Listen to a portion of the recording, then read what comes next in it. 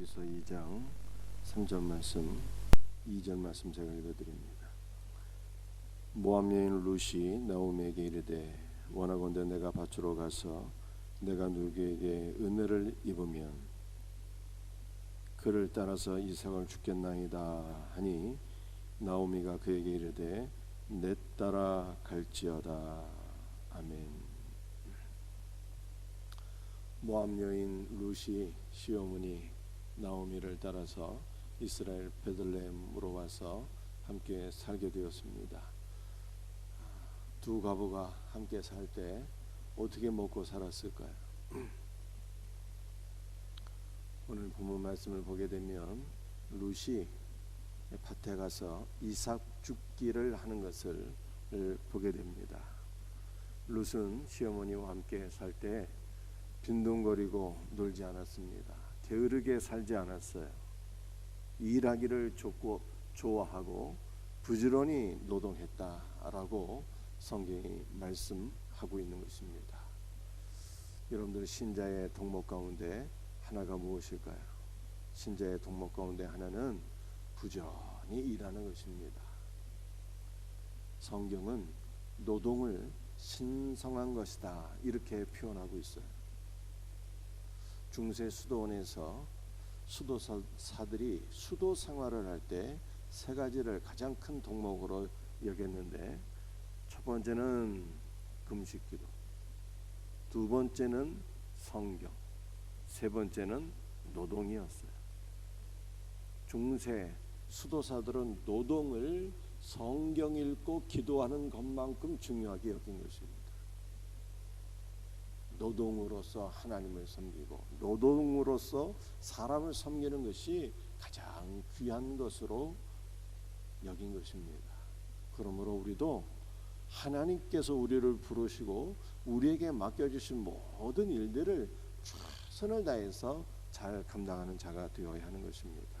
가정에서도, 직장에서도, 사업장에서도 하나님께서 우리에게 맡겨주신 모든 일들을 최선을 다해서 정직하게 땀 흘려 일할 수 있는 은혜가 있기를 주의 이름으로 축복합니다.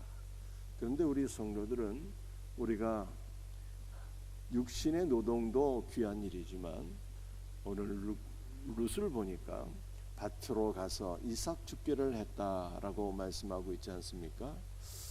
그러므로 우리는 말씀의 밭으로 가서 말씀의 밭을 부지런히 기경하여서 말씀의 밭에서 나오는 신령한 양식을 취하는 것을 참으로 기쁨으로 여기고 이 일을 부지런히 해야 되는 것입니다. 이런 말씀의 밭이 무엇입니까? 성경이잖아요. 우리는 성경으로 가서 성경을 부지런히 연구하고 성경을 기경하여서 성경에서 나오는 생명의 양식을 취하는 것을 게을리해서는 안 된다라고 하는 것을 성경이 우리에게 말씀하고 있는 것입니다. 루키서 2장 3절 말씀 읽겠습니다. 룻이 가서 베는 자를 따라 밭에서 이삭을 줍는데 우연히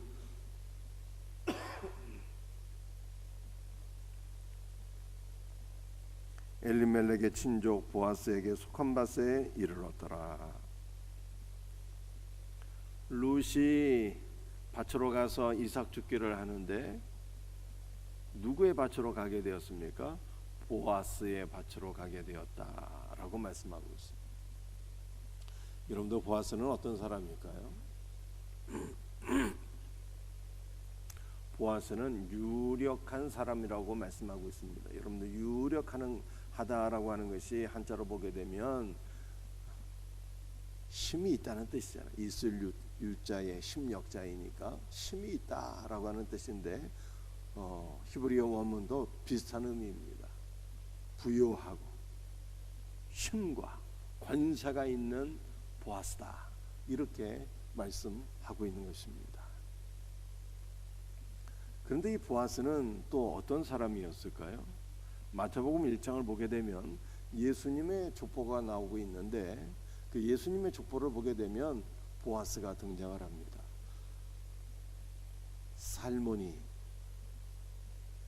라합에게서 낳은 아들이 바로 보아스인데 이 보아스는요 다윗 왕의 고조부가 되는 것입니다. 그러니 예수님의 조상이 되는 것이죠.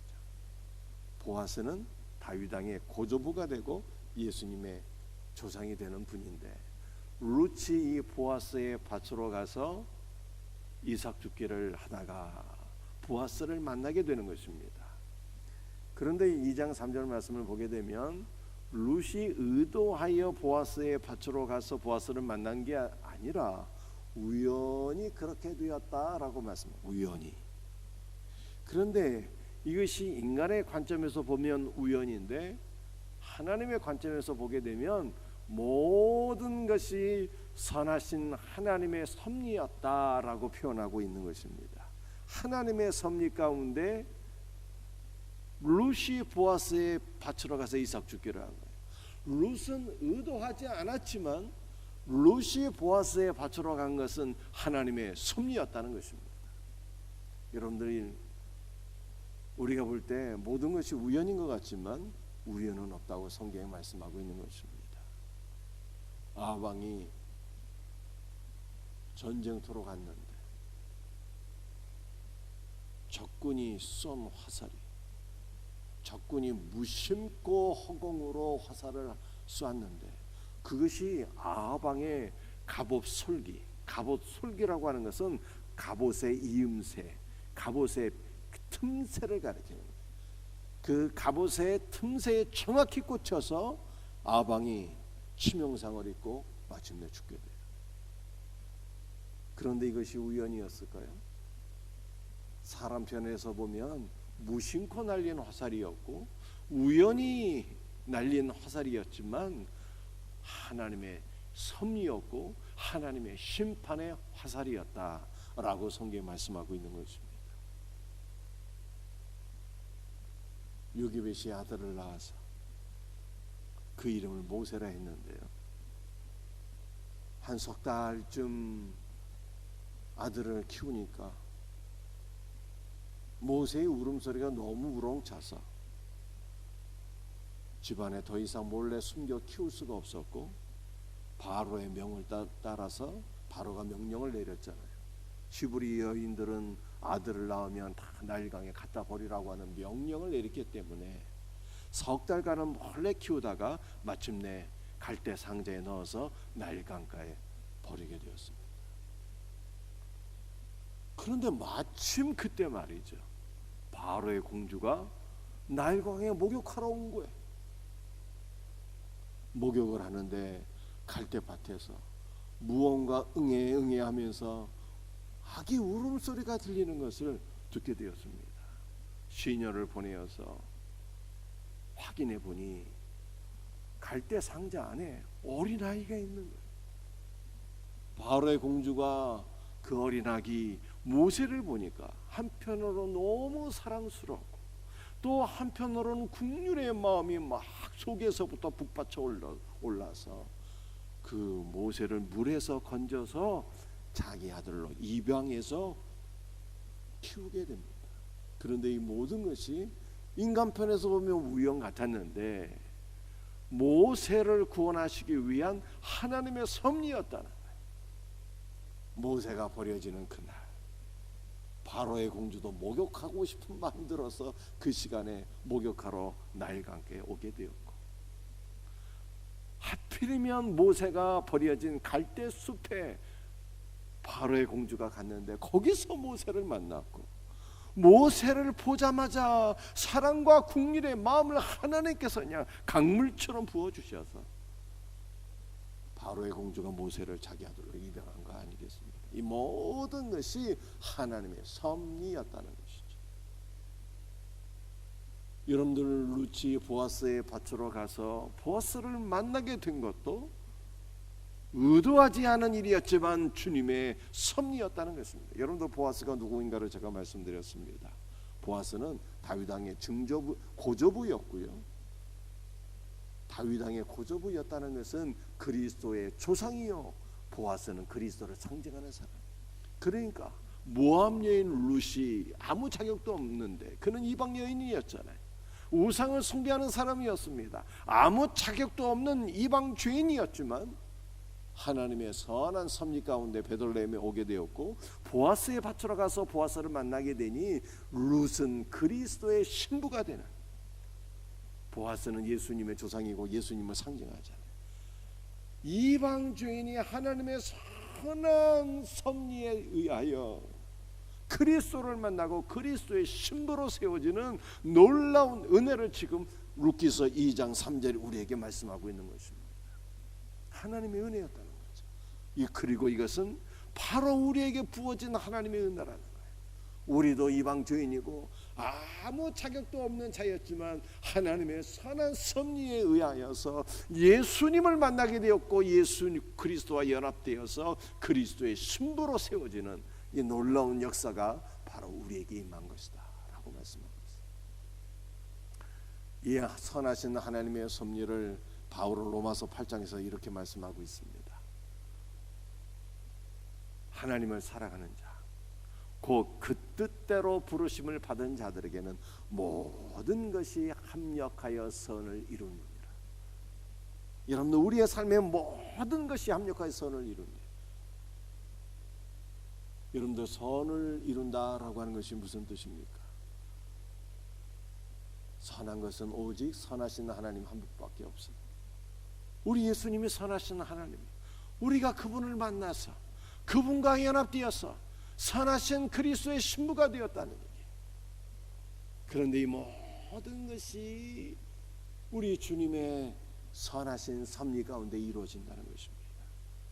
우리의 삶에 일어나는 모든 것들이 합력하여서, 때로는 복된 일도 있고 때로는 슬픈 일도 있고 때로는 고난도 있는데, 우리의 삶에 일어나는 모든 것들을 주님께서 막 합력하여서 우리를 그리스도께로 이끄시며, 우리를 그리스도와 연합되게 하시며, 우리를 그리스도와 하나가 되게 하시며 그의 신부로 세우신다라고 하는 말씀이에요.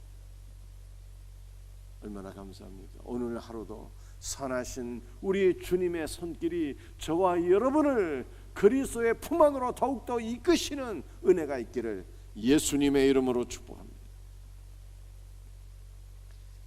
룻기서 2장 17절 18절 말씀 읽어드립니다. 룻이 밭에서 저녁까지 죽고 그 죽은 것을 떠니 보리가 한 에바쯤 되는지라. 그것을 가지고 성읍에 들어가서 시 어머니에게 그 죽은 것을 보이고 그 앞에 멀리 먹고 남긴 것을 내어 시 어머니에게 드리매. 여러분들, 룻이 보아스의 밭에서 이삭 줍기를 했어요. 힘들고 어려운 노동이었습니다. 그런데 이삭 줍기를 통해서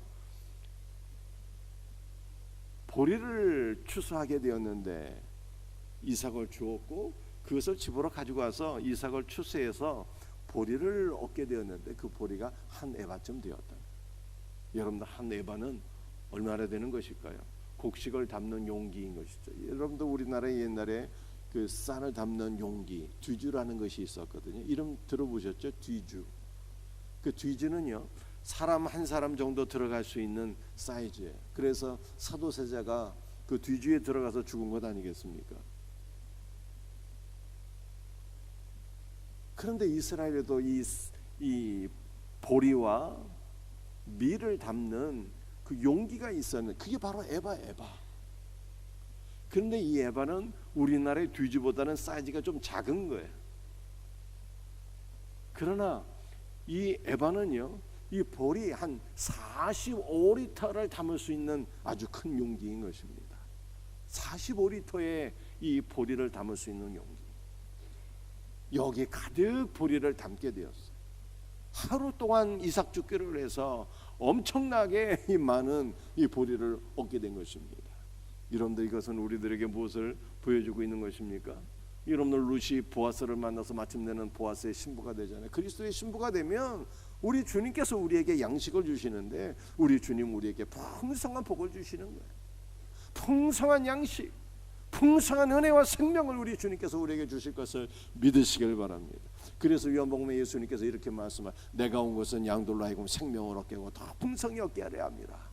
여러분들, 우리 주님은 풍성한 복과 은혜와 생명을 주시는 분이에요. 이 놀라운 은혜가 우리에게 더욱더 넘치기를 주의 이름으로 축복합니다.